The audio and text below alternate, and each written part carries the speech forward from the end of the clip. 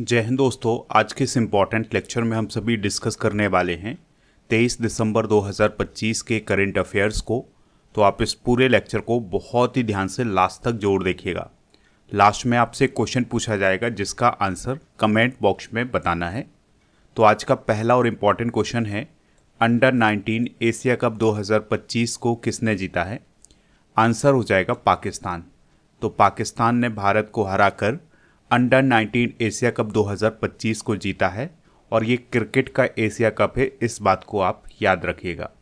Final मुकाबला 21 दिसंबर 2025 को Dubai में आयोजित किया गया था।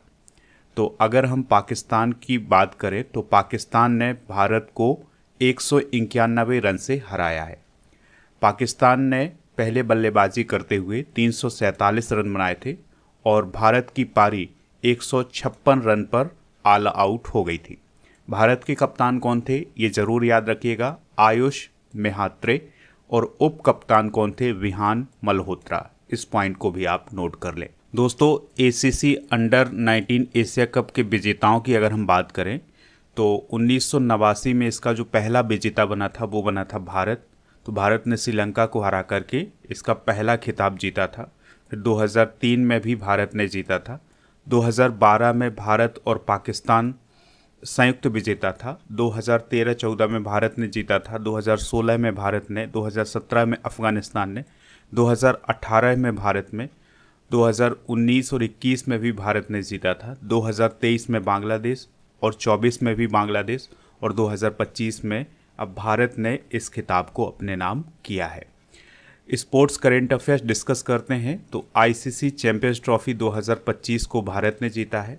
आईसीसी महिला क्रिकेट विश्व कप 2025 भारत ने जीता है। महिला कबड्डी विश्व कप 2025 भारत ने जीता है। पहला ब्लाइंड महिला T20 क्रिकेट विश्व कप भारत ने जीता है। एशिया कप क्रिकेट जीता है भारत ने। बैडमिंटन ऑस्ट्रेलियन ओपन 2025 में पुरुष एकल के विजेता लक्ष्य सेन थे और वर्ल्ड पैरा एथलेटिक्स चैंपियनशिप 2025 में भारत के मेडल 22 थे। जूनियर मेंस हॉकी विश्व कप 2025 को जर्मनी ने जीता है। एशिया कप हॉकी 2025 भारत ने जीता है। South Asian football federation cup 2025 को भारत ने जीता है। अगला क्वेश्चन है, अंतरिक्ष में पहली बार व्हील चेयर का उपयोग करने वाली अंतरिक्ष यात्री कौन बनी है? आंसर हो जाएगा मिकेला वेंथॉस। तो जर्मनी देश की हैं मिकेला वेंथॉस। तो वो पहली ऐसी अंतरिक्ष यात्री बनी है जिन्होंने अंतरिक्ष में व्हील चेयर का इस्तेमाल किया है। दोस्तों, यूरोपीय अंतरिक्ष एजेंसी की इंजीनियर भी हैं मिकेला वेंथॉस, जो कि पैराप्लेजिया नामक बीमारी से पीड़ित हैं, इसलिए वो व्हील चेयर का इस्तेमाल करती हैं और इसी व्हील चेयर के साथ वो अंतरिक्ष में भी गई थी।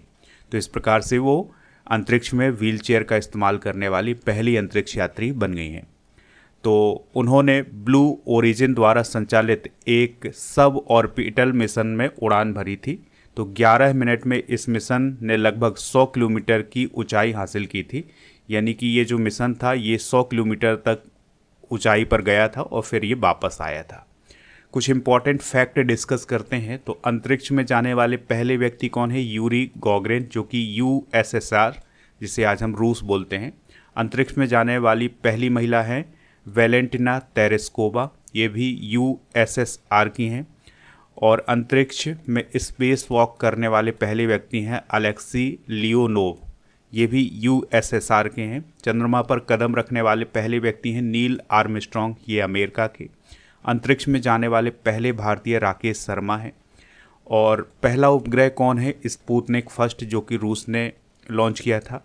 अंतरिक्ष में जाने वाली पहली भारतीय महिला कौन है? कल्पना चावला। अंतरिक्ष में जाने वाले भारत के दूसरे नागरिक कौन बने हैं? शुभांशु शुक्ला। ठीक है, तो ये इंपॉर्टेंट फैक्ट हैं, इन्हें आप नोट जरूर करें। नेक्स्ट क्वेश्चन है, transformational leader of the year award किसे प्रदान किया गया है? तो इसका आंसर हो जाएगा जय शाह को। तो आईसीसी के जो वर्तमान में चेयरमैन हैं जय शाह, तो उन्हें transformational leader of the year का अवार्ड प्रदान किया गया है।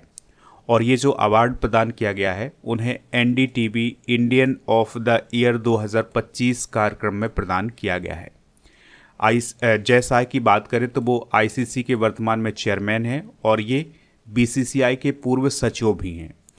उन्हें ये जो अवार्ड दिया गया है, यह अवार्ड उन्होंने भारत की महिला क्रिकेट टीम को समर्पित किया है। कुछ इम्पॉर्टेंट पुरस्कार डिस्कस करते हैं जो हाल ही में प्रदान किए गए हैं। तो प्रधानमंत्री नरेंद्र मोदी जी को अभी हाल ही में ऑर्डर ऑफ ओमान सम्मान प्रदान किया गया है। एयर इंडिया ने ट्रैवल प्लस लेजर अवार्ड 2025 में बेस्ट डोमेस्टिक एयरलाइन का खिताब जीता है। सिंगापुर चांगी एयरपोर्ट ने 2025 का दुनिया का सबसे अच्छे एयरपोर्ट का खिताब जीता है। पीएम मोदी को इथियोपिया का सर्वोच्च नागरिक सम्मान द ग्रेट ऑनर निशान ऑफ इथियोपिया प्रदान किया गया है। फिल्म फेयर OTT अवार्ड 2025 में बेस्ट सीरीज क्रिटिक्स का अवार्ड पाताल लोक सीजन 2 को मिला है। चैंपियन ऑफ द अर्थ पुरस्कार 2025 अभी हाल ही में सुप्रिया साहू को प्रदान किया गया है।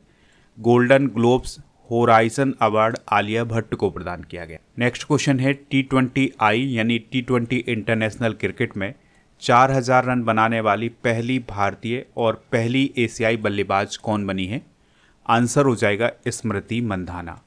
तो दोस्तों, स्मृति मंधाना महिला T20I यानी T20 इंटरनेशनल क्रिकेट में 4000 रन बनाने वाली पहली भारतीय और पहली एशियाई बल्लेबाज बनी है।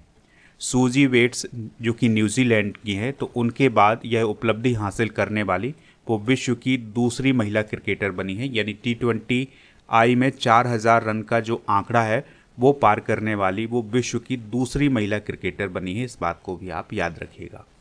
तो स्मृति मंधाना महिला T20I क्रिकेट में सर्वकालिक रनों की सूची में दूसरे स्थान पर पहुंच गई हैं। स्पोर्ट्स से रिलेटेड कुछ और करंट अफेयर्स एक बार रिवाइज करते हैं। तो झारखंड ने पहली बार सैयद मुश्ताक अली ट्रॉफी 2025 को जीता है। कैमरन ग्रीन जो कि ऑस्ट्रेलिया के ऑलराउंडर हैं, तो वो IPL के सबसे महंगे विदेशी खिलाड़ी बने हैं। उन्हें KKR ने 25 करोड़ 20 लाख में खरीदा है। ICC men's player of the month November 2025 कौन बने हैं? साउथ अफ्रीका के साइमन हार्मर और भारत की सैफाली वर्मा। जॉन सीना ने अभी हाल ही में WWE से संन्यास लिया है। स्क्वैश विश्व कप 2025 को भारत ने जीता है। कोलकाता में लियोनेल मेसी की 70 फीट ऊंची लोहे की मूर्ति का अनावरण हाल ही में किया गया है। जर्मनी ने 8वीं बार जूनियर मेंस हॉकी विश्व कप जीता है। तो ये सारे इंपॉर्टेंट करेंट अफेयर्स नोट कर लें। नेक्स्ट क्वेश्चन है हाल ही में 23 और 24 दिसंबर 2025 को पेसा महोत्सव का आयोजन कहाँ किया जाएगा? आंसर हो जाएगा विशाखापत्तनम में। तो आंध्र प्रदेश के विशाखापत्तनम में पेसा फेस्टिवल का आयोजन किया जाएगा और ये 23 और 24 दिसंबर को किया जाएगा। दोस्तों, इसका आयोजन कहाँ पर होना है ये ज़रूर याद रखिएगा, विशाखापत्तनम आंध्र प्रदेश में। इसका आयोजन पंचायती राज मंत्रालय के द्वारा किया जा रहा है। ये जो पेसा महोत्सव आयोजित किया जा रहा है, इसका उद्देश्य है पंचायत अनुसूचित क्षेत्रों तक विस्तार अधिनियम 1996, जिसे शॉर्ट में पेसा बोला जाता है, की वर्षगांठ पर लोक संस्कृति का उत्सव मनाना। यानी कि जो पेसा मतलब एक्ट है उसकी वर्षगांठ मनाना और लोक संस्कृति का उत्सव मनाना इस कार्यक्रम का उद्देश्य है। पेसा डे कब मनाया जाता है? 24 दिसंबर को मनाया जाता है। दोस्तों, अब हम पेसा एक्ट को समझेंगे। तो इसे पंचायत अनुसूचित क्षेत्रों तक विस्तार अधिनियम 1996 बोला जाता है। तो अनुसूचित क्षेत्रों में ग्राम सभा को सर्वोच्च शक्ति देने वाला कानून इसे माना जाता है। आदिवासी क्षेत्रों में स्वशासन मजबूत करने के लिए ये अधिनियम लाया गया था, ये कानून बनाया गया था। इसे 1996 में लागू किया गया था और भारतीय संविधान की जो 5वीं अनुसूची है उसके अंतर्गत जो क्षेत्र आते हैं उसमें ये लागू होता है। तो 5वीं अनुसूची वाले राज्य कौन कौन हैं? आंध्र प्रदेश, तेलंगाना, ओडिशा, छत्तीसगढ़, झारखंड, मध्य प्रदेश, महाराष्ट्र, गुजरात, राजस्थान और हिमाचल प्रदेश। तो इन राज्यों में ये पेसा एक्ट लागू होता है, लेकिन पूरे राज्य में नहीं। जो अनुसूचित क्षेत्र हैं वहाँ पर ये लागू होता है। तो वहाँ पर ग्राम सभा को सर्वोच्च संस्था माना गया है और प्राकृतिक संसाधनों यानी जल, जंगल और जमीन पर ग्राम सभा का अधिकार है और खनन, भूमि अधिग्रहण और पुनर्वास में ग्राम सभा की सहमति अनिवार्य होगी। यानी कि अगर खनन किया जाएगा, माइनिंग की जाएगी, भूमि अधिग्रहण किया जाएगा या पुनर्वास किया जाएगा, तो ऐसे में ग्राम सभा की सहमति लेना अनिवार्य होगा। और जो स्थानीय विवाद हैं उनका निपटारा भी ग्राम सभा के द्वारा ही किया जाता है। इससे क्या होता है कि बाहरी लोगों द्वारा भूमि हड़पने पर रोक लगती है। यानी कि जो ग्राम सभा है वो सर्वोच्च संस्था मानी जाती है पेसा एक्ट में। नेक्स्ट क्वेश्चन है, संसद के शीतकालीन सत्र में पारित किए गए शांति विधेयक को किसने स्वीकृति दी है? आंसर हो जाएगा राष्ट्रपति जी ने। तो देखिए दोस्तों, कोई विधेयक होता है तो उसमें लोकसभा, राज्यसभा में चर्चा होती है, फिर इसके बाद प्रेसिडेंट ऑफ इंडिया को इसको भेजा जाता है। तो ये जो शांति विधेयक था इसमें लोकसभा में चर्चा हो चुकी है, राज्यसभा में चर्चा हो चुकी है, इसे प्रेसिडेंट के पास भेजा गया था। तो अब प्रेसिडेंट ने भी इस विधेयक को मंजूरी दे दी है। इस प्रकार से यह एक कानून बन गया है। तो दोस्तों, राष्ट्रपति द्रौपदी मुर्मू जी ने हाल ही में शांति विधेयक को मंजूरी दी है। इसे सतत परमाणु ऊर्जा उपयोग और विकास भारत रूपांतरण विधेयक 2025 बोला गया है, जिसे शॉर्ट में शांति एक्ट बोला गया है। इस एक्ट का उद्देश्य क्या है? परमाणु क्षेत्र से जुड़े सभी कानूनों को एकीकृत करना, परमाणु ऊर्जा के शांतिपूर्ण और सतत उपयोग को बढ़ावा देना और निजी क्षेत्र की भागीदारी को अनुमति देना। यानी परमाणु क्षेत्र में निजी क्षेत्र की भागीदारी भी दी जाएगी अब। तो दोस्तों, ये जो नया एक्ट आया है, इस एक्ट के आने से जो परमाणु ऊर्जा अधिनियम 1962 है और जो नागरिक परमाणु क्षति दायित्व अधिनियम 2010 है, इनको समाप्त किया गया है। उनके स्थान पर ये शांति एक्ट लाया गया है। अगला क्वेश्चन है, प्रधानमंत्री नरेंद्र मोदी ने अमोनिया यूरिया उर्वरक परियोजना की आधारशिला कहाँ रखी है? तो असम का जो डिब्रूगढ़ जिला है उसमें जो नामरूप नामक स्थान है, यहाँ पर प्रधानमंत्री नरेंद्र मोदी जी ने अमोनिया यूरिया उर्वरक परियोजना की आधारशिला रखी है। ठीक है, तो यह परियोजना असम वैली उर्वरक और रसायन कंपनी लिमिटेड के मौजूदा कैंपस में स्थापित होगी। इसमें 10,600 करोड़ रुपए से अधिक का निवेश किया जाएगा। इसका उद्देश्य असम और पड़ोसी राज्यों की उर्वरक आवश्यकताओं को पूरा करना। ठीक है, तो असम के डिब्रूगढ़ जिले के नामरूप में अमोनिया यूरिया उर्वरक परियोजना की आधारशिला रखी गई है। असम की बात करें तो दिसपुर इसकी राजधानी है। हेमंत बिश्वा शर्मा यहाँ के चीफ मिनिस्टर हैं, जो कि बीजेपी के हैं। लक्ष्मण प्रसाद आचार्य यहाँ के राज्यपाल हैं। विधानसभा की यहाँ पर 126, लोकसभा की 14 और राज्यसभा की 7 सीटें हैं। यहाँ पर आप असम राज्य को देख सकते हैं। असम की जो सीमा है ये भूटान से लगती है, पश्चिम बंगाल से लगती है, यहाँ पर बांग्लादेश से लगती है, मेघालय से इसकी सीमा लगती है, त्रिपुरा से, मिजोरम से, मणिपुर से और नागालैंड से, और यहाँ पर दोस्तों अरुणाचल प्रदेश से भी इसकी सीमा लगती है। नेक्स्ट क्वेश्चन है, समुद्री विरासत के क्षेत्र में सहयोग को मजबूत करने के लिए भारत ने किस देश के साथ समझौता किया है? तो भारत ने नीदरलैंड के साथ ये समझौता किया है। तो भारत और नीदरलैंड ने समुद्री विरासत के क्षेत्र में सहयोग को मजबूत करने के लिए समझौता किया है। यह समझौता गुजरात के लोथल में जो राष्ट्रीय समुद्री विरासत परिसर है उसके डेवलपमेंट के लिए किया है। यह समझौता भारत के पत्तन, पोत, परिवहन और जलमार्ग मंत्रालय और नीदरलैंड के राष्ट्रीय समुद्री संग्रहालय के बीच हुआ है। यानी कि जिस प्रकार से नीदरलैंड में राष्ट्रीय समुद्री संग्रहालय है, उसी प्रकार से गुजरात के लोथल में राष्ट्रीय समुद्री विरासत परिसर डेवलप किया जा रहा है। तो इसी के लिए दोनों के बीच में ये एग्रीमेंट हुआ है, समझौता हुआ है। बात करें अगर हम राष्ट्रीय समुद्री विरासत परिषद यानी NMHC की, तो यह लोथल गुजरात में स्थित है और इसका नोडल मंत्रालय है पत्तन, पोत, परिवहन और जलमार्ग मंत्रालय। ये जो NMHC है, इसका उद्देश्य भारत की प्राचीन समुद्री विरासत को प्रदर्शित करना। यह भारत का पहला राष्ट्रीय संस्थान होगा जो केवल समुद्री विरासत को समर्पित है। नेक्स्ट क्वेश्चन है, चिकने छोर वाले ऊद बिलाव संरक्षण अभियान को किस राज्य में शुरू किया गया है? आंसर हो जाएगा तमिलनाडु में। तो देखिए दोस्तों, ये ऊद बिलाव है जो कि एक प्रकार का जंतु है। तो इसके बचाव के लिए तमिलनाडु में चिकने छोर वाले ऊद बिलाव संरक्षण अभियान की शुरुआत की गई है। और तमिलनाडु में जो कावेरी डेल्टा है उसमें इस अभियान की शुरुआत की गई है। इसके अंतर्गत 3 जिले आते हैं तमिलनाडु के, तंजावुर, तिरुवरूर और कुड्डालोर। ठीक है, ये जिले आते हैं। इस अभियान का उद्देश्य ये है कि जो ऊद बिलाव है उसकी जनसंख्या का आकलन करना कि आखिर कितने ऊद बिलाव बचे हुए हैं इस क्षेत्र में। देखिए, जो ऊद बिलाव है ये IUCN की संकटग्रस्त श्रेणी में आता है। ये जो अभियान शुरू किया गया है इसके लिए बजट कितना है, 20 लाख का बजट है और ये 2025-26 के फाइनेंशियल ईयर में चलाया जाएगा। तमिलनाडु की बात कर लेते हैं तो चेन्नई इसकी राजधानी है। RN रवि यहाँ के राज्यपाल हैं। MK स्टालिन जो कि DMK पार्टी के हैं यहाँ के चीफ मिनिस्टर हैं। 234 यहाँ पर विधानसभा की सीटें हैं। राष्ट्रीय उद्यान की बात करें तो मुदुमलाई, मुकुर्थी, अन्नामलाई, गुइंडी और मन्नार मरीन यहाँ के राष्ट्रीय।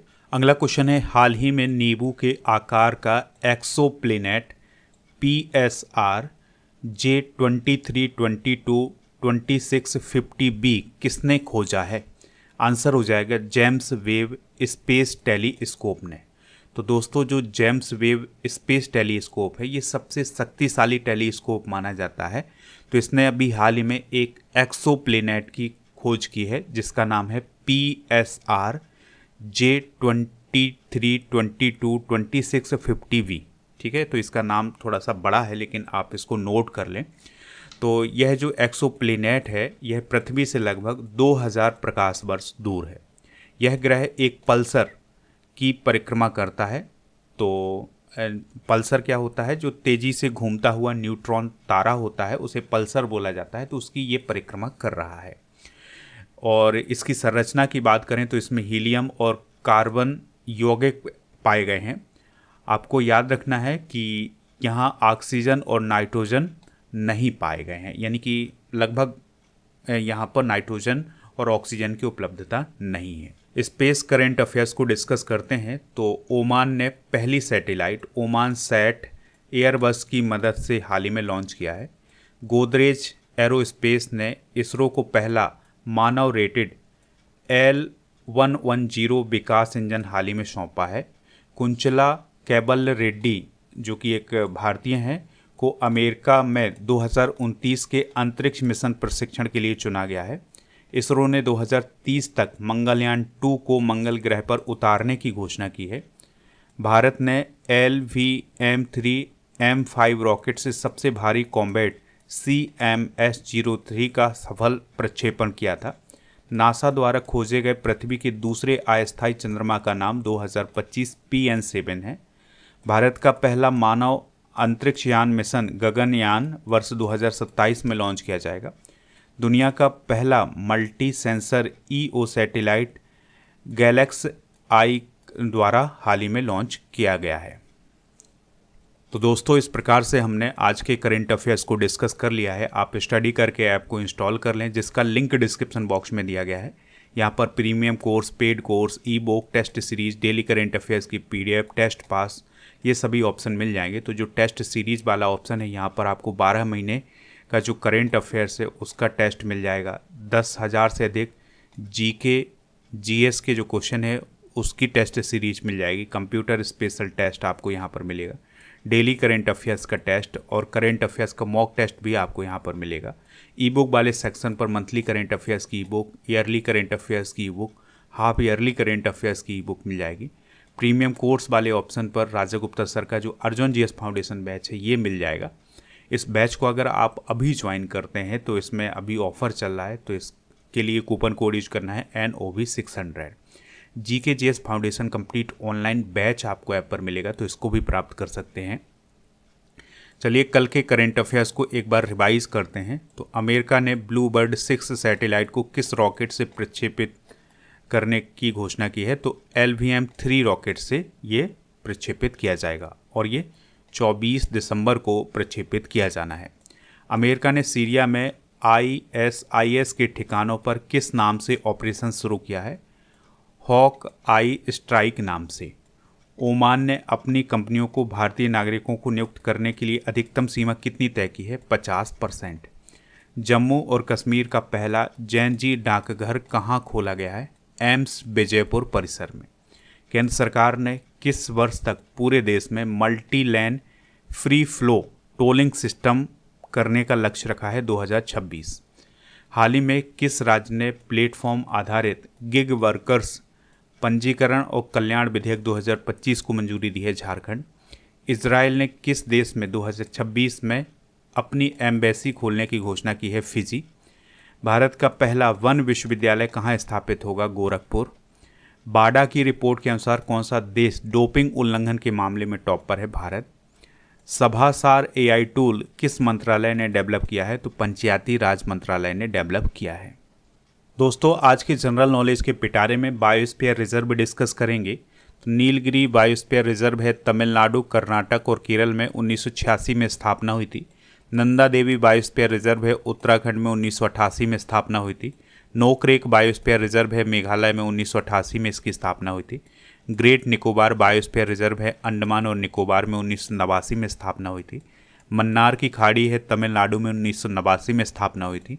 मानस बायोस्फीयर रिजर्व है असम में 1989 में स्थापना हुई थी। सुंदरवन पश्चिम बंगाल में 1989 में स्थापना हुई थी। सिमलीपाल ओडिशा में है 1994 में स्थापना हुई थी। डिब्रू सैखोवा असम में है 1997 में इसकी स्थापना हुई थी। आज का क्वेश्चन है आपके लिए, हेमंत सोरेन किस राज्य के चीफ मिनिस्टर हैं? आपको कमेंट बॉक्स में बताना है, तो आप इसका आंसर कमेंट बॉक्स में ज़रूर दीजिएगा। और स्टडी करके ऐप को इंस्टॉल कर लें तो यहाँ पर आपको बहुत सारी ई बुक PDF ये सभी मिल जाएगा। टेलीग्राम चैनल को ज़रूर ज्वाइन करें जिसका नाम स्टडी कर ऑफिशियल है। आपको 1000 टॉपिक वाइज करेंट अफेयर्स की PDF ऐप पर मिलेंगी, तो इसको प्राप्त कर सकते हैं। टेस्ट पास वाला ऑप्शन मिलेगा, तो यहाँ पर आपको 4000 से अधिक टेस्ट मिलेंगे 1 साल की वैलिडिटी के साथ।